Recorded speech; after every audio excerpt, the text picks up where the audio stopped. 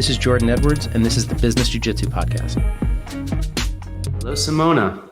Hi, Jordan. How are you? Very good. Thank you for being on the Business Jiu-Jitsu Podcast. Thank you for having me.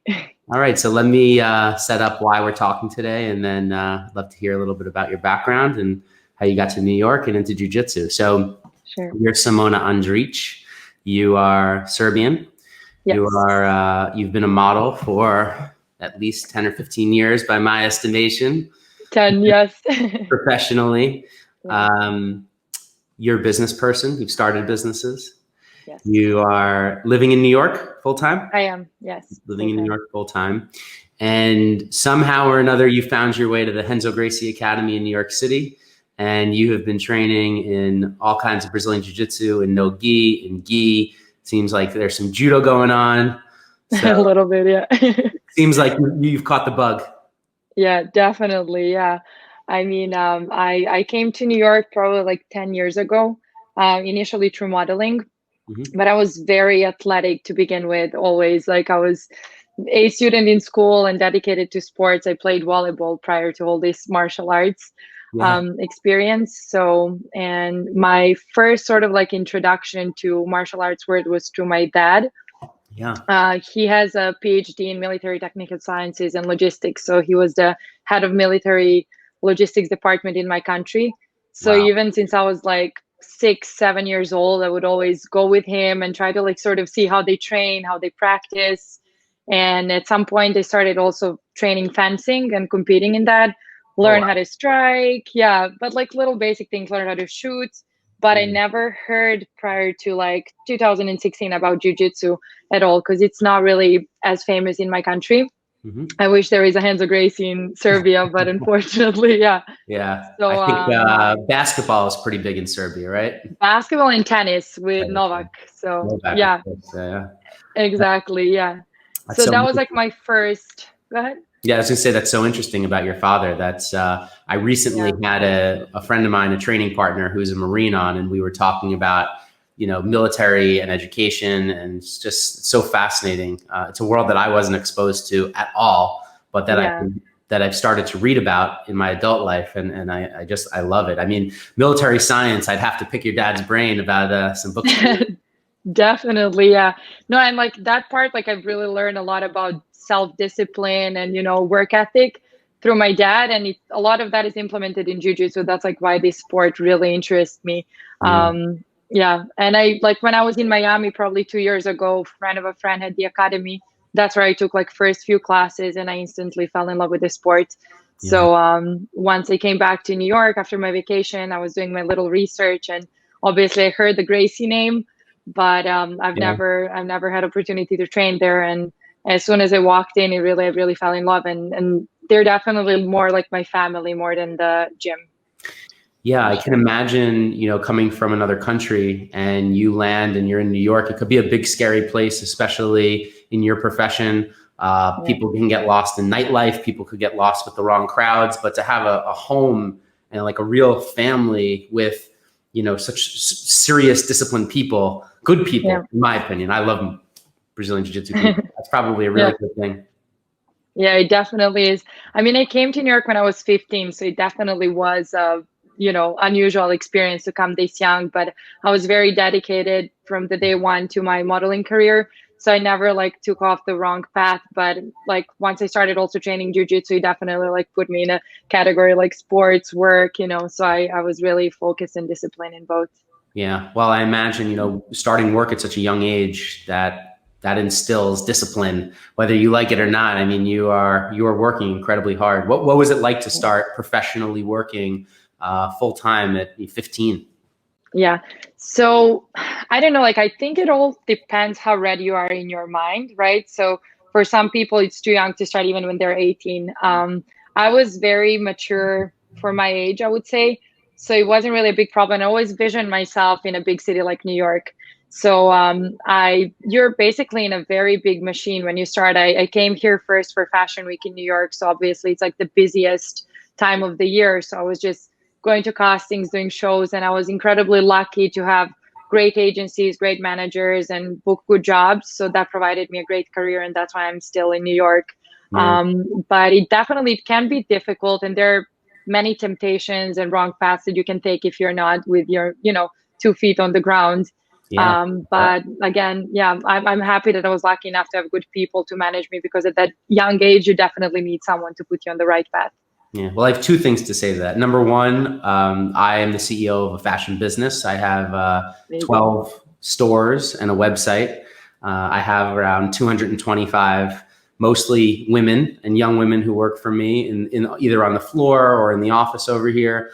And to your first point, we start hiring around 14, 15 years old.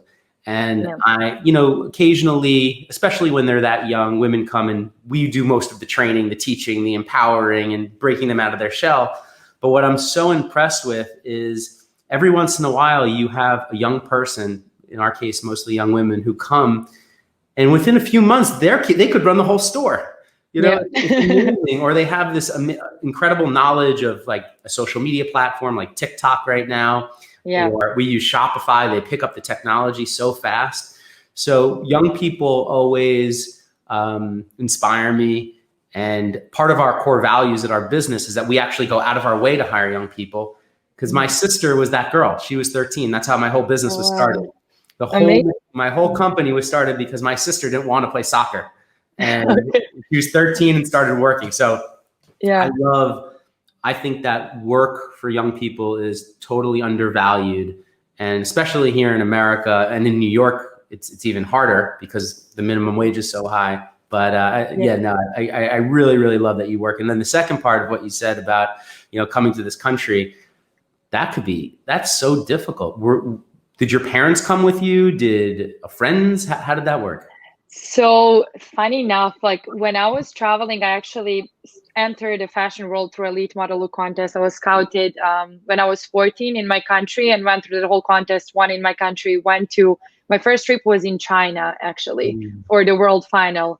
And I traveled by myself, but there it was very well organized event.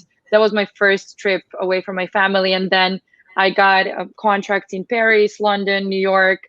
So when I was supposed to fly to New York, my parents were seriously freaking out. My dad is always like super serious person, but I've never seen him that concerned and worried. But I did not want my mom or dad to travel with me. I felt sort of like, why would I go on castings and shows? I've never seen such thing as girls, but I didn't want to go with them.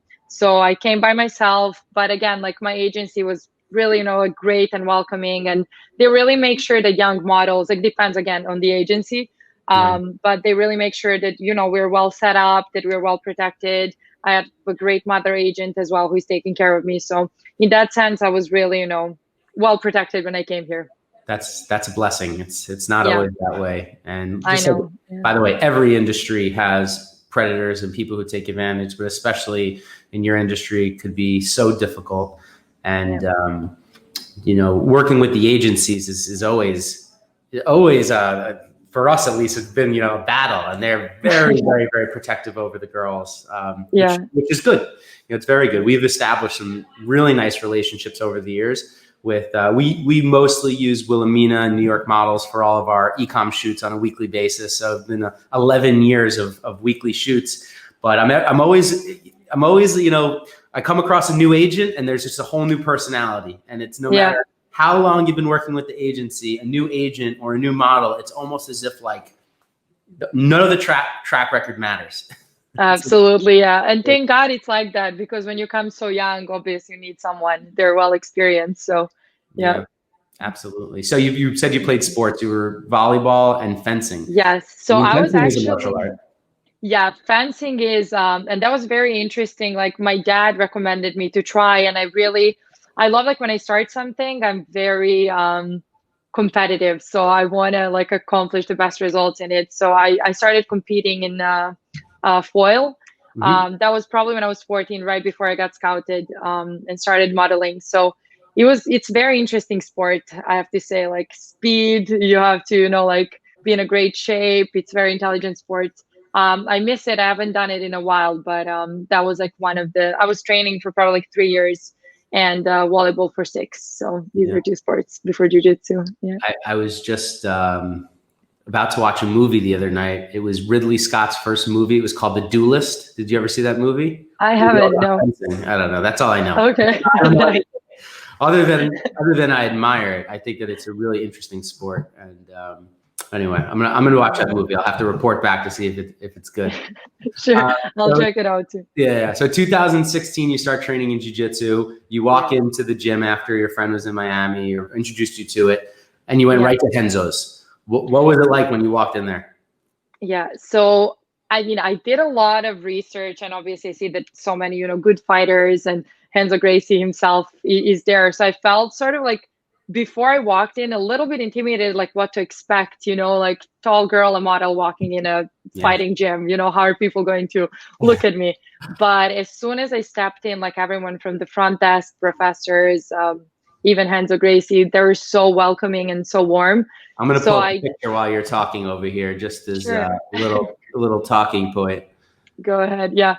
So as soon, like from the day one that I walked in the academy, I felt that it's such a warm and friendly environment. And yeah, we have great professors, and like learning from Renzo, John, Gary, Tonnen, it's really a privilege.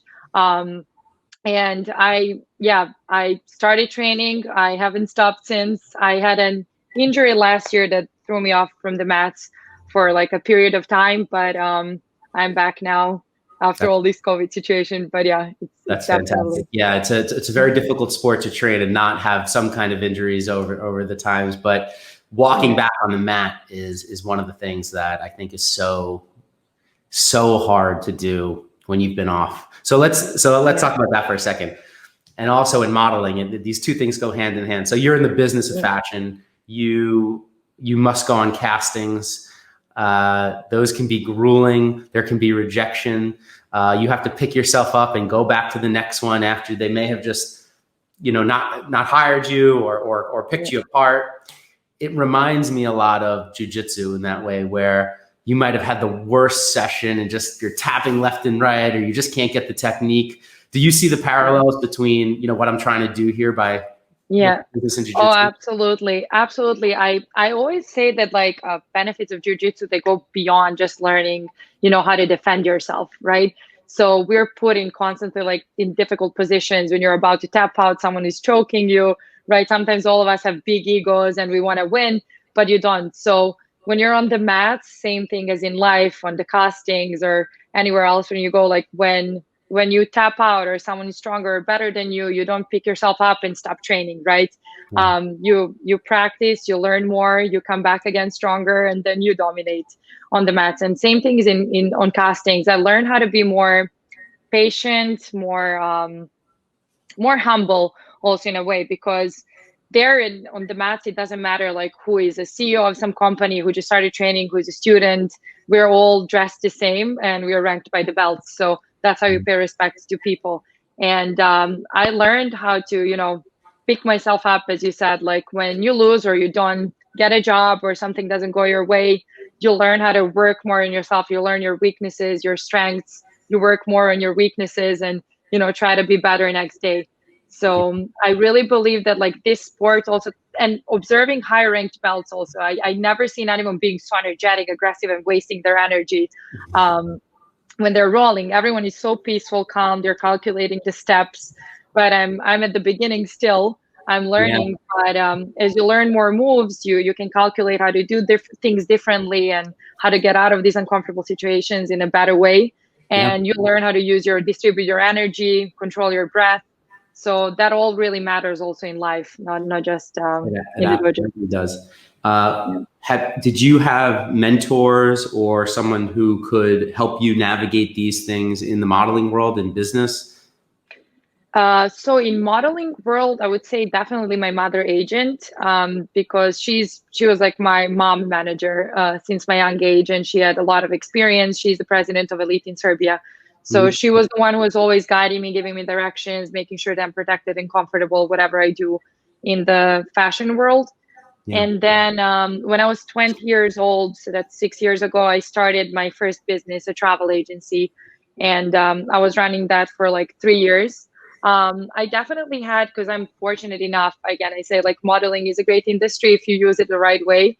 I met so many successful, brilliant entrepreneurs who were able to give me the advice, to guide me, or great attorneys to protect me with contracts and everything. So I got the advice from a lot of brilliant people, and I started this business. I ran it for 3 years, and I combined actually the opportunities that I had to travel through fashion. I visited so many beautiful places, hotels, made great connections. So that was a great parallel to do at the time. Yeah, that's a good synergy, I bet, especially if you can, think of a way to leverage it. Some people have those opportunities. It's wasted on them. They travel, they go to these hotels, but that's it. They go, it's completely wasted. So that's really impressive that you were able to pivot that into a career. And I want to get back to that in a second. But before I do, we're in a picture with John Donahart. Do you take his class often? So I took his class a couple of times. I'm more focused right now on gi. And a couple of times I do know gi, but that was definitely one of my favorite classes with Gary Tonnen and John Danaher. Yeah, they had a seminar. That picture was from then. Yeah, let me pull up another picture over here. I think this is it. Walk us through. Can you see my screen? Yes. You're practicing some judo throws here. It's a Soto Gary. Yes. What's going on? Yeah, so sometimes we have, actually, this is a brilliant thing that they did. We have a girls class every Saturday. So sometimes we get the black belt judo instructors coming. So we're learning how to do takedowns. And it's great because I believe like jiu-jitsu, groundwork, but also striking, takedowns. It's good to know everything, to be not planning to be a, MMA fighter, but it's good as a self-defense skill. Yeah, absolutely. I think the cross training in judo is so important. Do you prefer the gi over no gi? I don't know. I started off to begin with in gi, and at John's classes are a lot of very strong and skilled people. So I still want to improve myself better in jiu-jitsu before I start taking more of no gi classes. Definitely. Yeah. It's an amazing journey. But the reason I brought up John was just because I've heard him talk in the few classes I've taken with him and in some podcasts about the power of metaphor and using metaphor as a teaching tool. And so I was interested if you had ever heard him discuss that. Definitely. It's actually it's unique to learn from John, because the way he's explaining and what methods and approaches he has towards jiu-jitsu and every single move, it's unlike anything else, definitely. So I really loved his classes. Yeah, he's like the most effective, clear communicator that I've ever encountered, of any teacher that I've ever had. And every time that I've been in his presence, he's so good at getting you to learn whatever it is he's trying to teach you. And all the stories that I've heard him tell, it's just amazing. And now he's putting out so much content, which I'm incredibly appreciative of. I'm just a fan of his. I don't have any kind of direct relationship with him. My sensei, his name is Nardu Debra, and he is a black belt under John and Henzo. And he goes into the academy, and then I train out in the gym on Long Island. And so he brings back a lot of the knowledge, and he has his own knowledge too. But so you feel like you're definitely in a school classroom, not in the dojo, when John is explaining something. Yeah, that is what I was trying. I wanted to see if you had encountered that. And also, right before the pandemic, I had the opportunity to take a seminar with Henzo. And I've trained with Henzo just a few times over my 11 years of jiu-jitsu. But Henzo also is there's a reason why he's so successful in business, because he's such an amazing guy. Yeah, Henzo is definitely one of the most positive people I've ever met in my life. And no, it doesn't matter if you just walked in the academy the first day or you're a black belt over there. He's really treating everyone with so much respect, so much positive energy. And in a way, he's definitely a role model in the jiu-jitsu world for me. Yes. Yeah. For sure. He everybody puts his arm around, pats you. Everybody. He's happy to roll with you. Yeah, there is no chance that I've ever seen Renzo without that big smile of his, and it's beautiful. I wish everyone's that positive every day, Yeah, and for someone who can create so much violence when he needs to, and is so successful in the ring. Yes, definitely. People. he can be lethal in the octagon and, off the Yeah. mat, super smiley, wonderful guy. Yeah. So do you, over the course of this, your self-education, I'll call it, the growing up and starting a business and starting jiu-jitsu, do you like to read? Have you found books? So I love to read. I love to watch a lot of videos and learn. Right now, like during all this crazy pandemic, because I had time on my hands and I couldn't train, I enrolled a couple of classes with the Harvard Business School. So I'm still like, learning more about entrepreneurship. Which one? I did a bunch of programs through there. Okay, so entrepreneurship essentials and negotiation mastery. So Oh, these are the two. Yes, entrepreneurship. Harvard. Sorry? That's through Harvard Business Harvard Business Online. School. Yes. Yeah. So I did their core program, which is 3 classes, Okay. and then I also did leading with finance, and I love Beautiful. it. Are you in the middle of it now? I love it. I just finished entrepreneurship essentials and negotiation mastery. I'm starting, so it's actually. Thank you. It's actually. Yeah. I'm so excited that you brought that up. Those programs really were some of the most special things that I've done in my life. The professors are amazing. Amazing. And you're learning, I mean, the case studies are from actually the world's most successful companies and entrepreneurs. So it's really a privilege to, That's awesome. Congratulations on Thank you. that. It's I try to tell everybody about it. I've told so many people at my companies. Harvard also has free classes that they give. That's a paid program through the business school, and it's amazing. But they also have free leadership classes. And one of my young executives just took the Harvard leadership class, which is a free class. And I'll put it. I'm going to link it in the description of this video. But it was perfect. amazing. I'll click on it as well. I'm interested now. Yeah. So how did you find that program? So I was actually talking to my father. I wanted to, do something also during the sitting at home during the pandemic and not being able to train and work. So I did my own little research, and I'm very interested in entrepreneurship because, back in the day, I started my company. I'm planning to start something else, and I'm working on developing my charity foundation called Modest Needs. So it's helping low-income workers with emergency bills. And now during the pandemic, we helped over thousands of families with their, rents, medical bills. And that's an organization you started?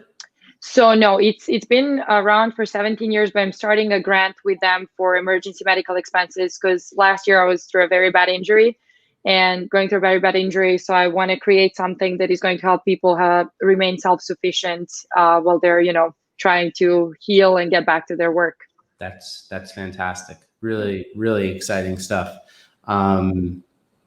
So you're going to have a grant for that. And did you mention you're starting a business too? Can you share what that is? Or so not yet. Yeah, not yet. All right. Next time you'll come back on and you'll share it once it's started and you got that up and running. Definitely. That's really exciting. So you mentioned COVID.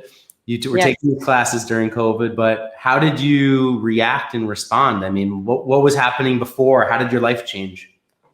You mean before the pandemic or? Yeah, like what were you were going along with your life before the pandemic and then it was shut down? Were you in New York most of the time? Yeah, so first 2 months I was actually like when we were all learning what is this pandemic about, I stayed in New York City. And this is basically my home because I started traveling so young. So all of my friends, my apartment, my life is here. And then I went to Florida for like a month or two just to like get out of when the riots started in the city. So I don't know. I didn't freak out that much. Probably like first month, it was something unknown to me, like for the rest of the world. But I tried to like create some sort of routine at home. So I'm not just sitting and watching news because that is obviously not the smartest thing to do. Like you should be informed, but exactly. So when I left to Florida, I actually created my own little routine. I, started reading, studying, running outdoors. And yeah, I try to cope the best that I can with all this. Yeah. I'm going to pull up another video if you don't mind for a second. Go ahead. So this is,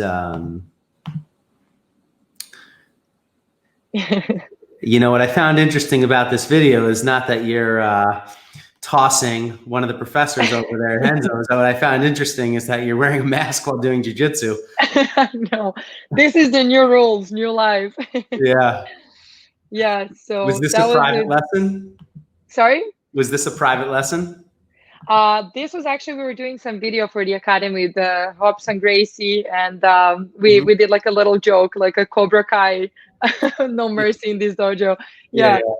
But yeah, well, I know now it's a little bit difficult. We have to like adapt to new set of rules and obviously be careful because it's such a close contact sport. So there are a lot of precautions at the academy, and I'm just glad that the doors are open again and that we can train. I know, me too. And it's a miracle that Henzo is able to open again because so many gyms are not opening. Oh my gosh. My home gym, which is Budokan, it's Henzo Gracie Lynbrook. And we're moving locations. We're not sure where we're going yet. The other lease, we lost that lease. Weren't able to make the rent. The gym was too big. I heard, and I don't know if this is confirmed, that Marcelo Garcia's gym may or may not be opening. That Unity may not be opening. And so many gyms are going out of business. It's heartbreaking. It's so sad. I know that for a lot of people, jiu-jitsu is like decompressing and dealing with stress. And especially at the times like this, that's really necessary for all of us, right? And closing the doors, like a lot of businesses won't survive. But now there is, you have to register in advance. You're cleaning the mats. You have to wear a mask. I did COVID test before I stepped in the dojo. So you really have to be careful. And again, for myself, I live by myself, so I'm not concerned about like getting anyone sick because I'm alone. But if I'm in contact with my family or someone lives with their parents, I don't want to, it's a big responsibility. So we all have to be careful. But at least, slowly we're getting back to some sort of normal, right? Do your parents live in Serbia still? Yes, my parents are in Serbia, and I have one sister. She was supposed to move to Berlin, but all these COVID situations stopped her. So probably next year. Yeah, so that's tough. I imagine you haven't seen your family at least in 7 or 8 months, and it might have been longer than that, right? So I actually flew into Belgrade around August. I didn't see my family till that point for like probably 10 months. And I didn't want to risk it before, but once I saw that the situation calmed down there, they were under very strict curfew at the beginning. So now it's sort of okay. People are still with masks, and I took the test and flew back, but it was actually really hard to like hug your parents going out of the plane because I was still, stressed and worried if maybe I caught something. Such a scary time. When you were flying over there, was the plane empty? I was actually in shock that it was full. I felt like whole entire Serbian community flew to Belgrade the same day as I did. The flight was packed. Shocking. It was shocking, but it was packed. On the way back, it was sort of empty. But yeah. I had a few Serbian friends that I had met in Greece going to Mykonos in the summer. It's like there's a bunch of Serbian guys that we had become friends with many, many years ago, and they've been to New York since and hang out, and they love basketball. One of them was a basketball player here in New York, but in the US, he played here college. Really good people in Serbia. Yeah. It was becoming, Belgrade was coming kind of like a hotspot for travel. Oh yeah, absolutely. And it still is because it's a good layover spot, right, for a weekend. And then you go to Montenegro and Croatia, who has beautiful beaches over there. Yeah. So it's definitely fun. And we have a lot of good people, good energy, great food, but also like a lot of successful athletes that travel abroad, soccer players, basketball players, tennis. So yeah, I just really wish, I'm always asking Henzo to open one gym in Serbia, because sometimes when I go to see my family, it's like I want to continue training, but what can you do? Do they have any kind of martial arts culture over there, like wrestling or? They do. We have some people, I believe, like in the UFC. I can't remember what was the last name of the fighter, but they do have, but it's not as developed as here. I believe like Brazil, United States, it's a lot about jiu-jitsu and martial arts. Boxing in Serbia is kind of famous. But yeah, it's more about soccer and tennis and basketball, I would say. Yeah, basketball is what I knew it for. And of course, as we said before, Novak Djokovic is unbelievable. That guy has been a pleasure to watch all these years in tennis. I really love him as an athlete. Great guy. What happened to him during COVID was crazy. That was insane. Yeah, I know. But also like another famous person from Serbia, Nikola Tesla, that the rest of the world forgets. He's also, yeah, brilliant mind from our country. That's a good one. That's going deep into the well, but I guess I know. Tesla now is, So it's usually like sometimes, you know, people like, where is Serbia? Because it's such a small country. And they always, first person they know it's Novak Djokovic. Some of them know about Nikola Tesla. So just to put it out there. Yeah, here, I'll show you. This is what I know about Nikola Tesla. This is my Tesla key. I love Oh, Nikola okay. Tesla. I love that Tesla. Yeah. Nice. That car changed my life because I've been commuting for the past 12 years. Because I lived in Manhattan and I commute to Long Island every single day. And there wasn't always a lot of traffic because I did the reverse commute, but you just never knew when there was going to be traffic. Didn't matter if it was 6 a.m. or 2 o'clock at night. It could always be traffic anytime. And with the Tesla, I just put the autopilot on and it just life is easy. So you like it much better. Yeah, I'm extremely grateful to have that car and extremely grateful to Tesla for inspiring Elon Musk and that whole crew. Elon Musk is genius, definitely. Yeah. So before we wrap this up, you know, I'm writing this book, Business Jiu-Jitsu, and this is my second book. I wrote another book on business with my father. It was about my first 10 years in business. And I run this women's fashion business, which I never thought I'd be running a women's fashion business. My sister's really the fashion person. I'm the business person. And so often when I'm sitting with all the women that work for me, and I do a morning Zoom call with usually, you know, about 50 to 100 people sometimes on this call. It's almost exclusively women. And I always want to use martial arts and jiu-jitsu metaphors to explain something that I know in my head that I want to get across to them. And now I am in a unique position because here I am talking to someone in the fashion industry, has been in and around fashion. If there is anything that you could tell women, and especially women in fashion, about martial arts, how it's impacted your life, like what would you do to tell women to be involved in this sport, in this community? Yeah, I definitely like, from us girls, especially in the modeling industry, you never expect someone to be capable of defending themselves. Like, I hope we're never in a position that we have to use our martial arts skills, but it's definitely, as a woman, to be a complete person.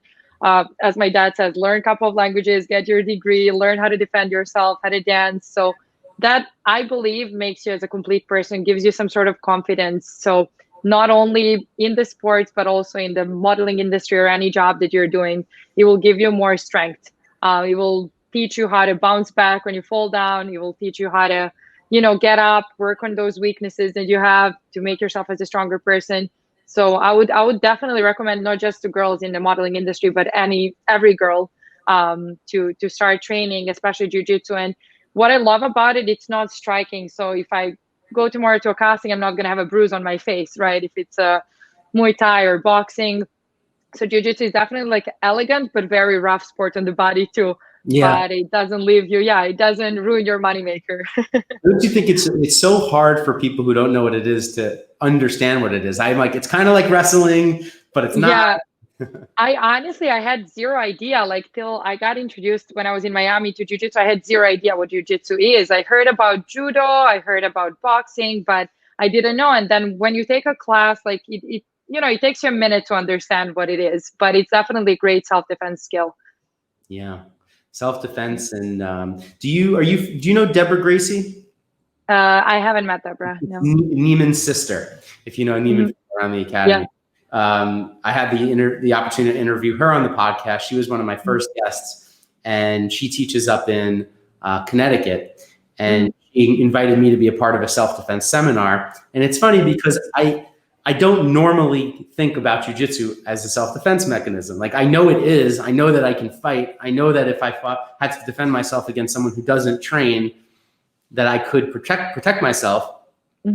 But for me, it's more like my medicine. It's like I go and I every day I need it to unwind, and also it teaches me so much about life and teaches me so much about myself. So it's really absolutely. It's most people who start don't finish, you know, and don't go all the way. And most people who take one class don't come back for a second. So it's really, it's great to see women to training in it and being so well respected in the UFC, which took a long time. Absolutely. And I agree. I wish that more women would participate in jiu-jitsu, especially because it's so good for you. Like, it's just good for your body, for your mind, everything. Yeah, it really is. And I believe that some girls don't even try training because they have this image that it's like very rough sport. And a lot of my girlfriends actually learn about it and they're willing to try because they see, you know, how much I love it. And why trying something if you don't put your full energy in it, you know, and dedicate yourself? Like, I hope one day I survived the injury, like I came back stronger. Hopefully one day I'll walk out as a black belt from Jiu-Jitsu, from Renzo Gracie Academy. But I definitely, like, when I start something, I love to finish it and love to work on myself and learn. Yeah. And I guess in jiu-jitsu, you're always learning, right? Through your whole life. Yeah. Well, you're at the beginning of the process, and you're enjoying it, and you're vocal. You're an advocate for the sport. You have a following. People are paying attention to what you do, and people who have influence, who are vocal about their jiu-jitsu, are the people that I want to be talking to. You know, that's the people that whether you're a CEO, or, you know, I think we have a mutual friend, Nur Khan, who is a contributor to this project. People of all different lifestyles, religions, colors, they all come together on the mat, and there's almost never any drama. I mean, barely any. Everybody gets along, and like you mentioned, it's so clear, the pecking order based on the belt, based on the rank, based on the merits of people. And I think it's just a beautiful way of life. It's really beautiful. And also what I love at the Renzo Gracie Academy, when you have the ability sometimes to roll with high ranked belts, they're really helpful. You know, if you do the wrong movement or something, they correct you, they help you do it better. You know, they never mock you if you don't do something well, or try to, like, you know, play around with you. They're really helpful. So I love that it's a great learning process. You know, everyone's super friendly, and these people really become like your family. Yeah. Well, you tapped into something there. I'm just going to talk about that for a second too. Like, it's the same in business. If you really are interested in getting better at business and learning, there are so many people who are willing to help you if you go take the first step.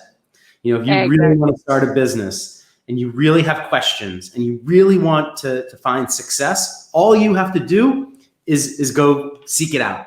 And then people open the doors to you because they want to help you. That's what I always try to tell new entrepreneurs, people starting businesses, is that they're like, oh, well, I didn't know that I could get help. It's like, you didn't ask. Yeah, like if you don't knock, the doors won't open. So definitely agree with you. You have to make that, you have to have a little bit of courage to make that first step. And then people definitely help you if they see that you're ambitious and willing to learn. So yeah. Well, Simona, thank you so much for being part of this project. Thank you, Jordan. It's just in the beginning stages. I imagine it's going to take me at least a year or two to research and write this book, but you made an amazing contribution to it. And there's so many valuable lessons that you have to share. So thank you for being so generous with your time. And I hope that I could call on you again when your business takes off, and maybe we could talk about what it's like to start that. Absolutely. Thank you so much. I can't wait to read your book. Yeah, great. Thank you.